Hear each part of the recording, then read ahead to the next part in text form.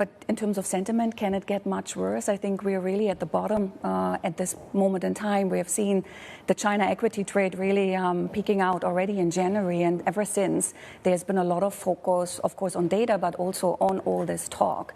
And it's just so understood that, of course, in the US we have a very politically heated debate at the moment. We've obviously already almost started the US election process as well. And so, yes, this is now part of the rhetoric we have to live with. But I think it's already very depressing, the sentiment right now in terms of investors looking at opportunities in China. Rhetoric aside, what does it mean for market performance, investor options here?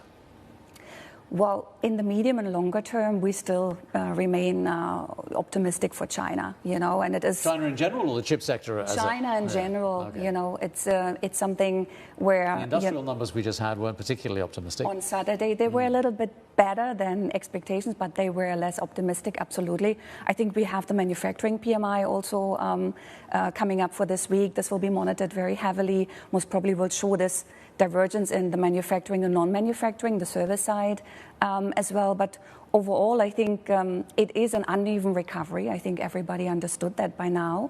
But there are parts of the economy that will be very much supported, especially on the consumer side. And we got lots of rhetoric from the government regarding to that. So in terms of the noise, and not to belittle what's going on, these are very important, very concerning conversations we have also from the European side with de-risking, etc.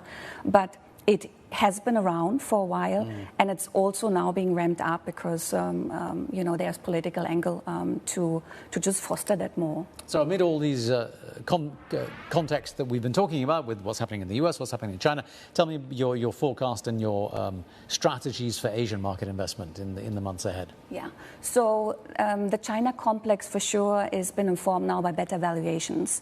So we have been in this trade for a long time already, started to scale in last October, last November. So the setback we saw from January is one we could stomach, and we're looking now at better valuations and better levels to scale back into the sectors that we feel are high quality and have substance. The rest of Asia is very much benefiting also from that China reopening story that will be with us for longer. You heard us talking about the tourism sector that's very much benefiting Southeast Asia. I think we had Thailand reporting very optimistic tourist numbers, inflows from China.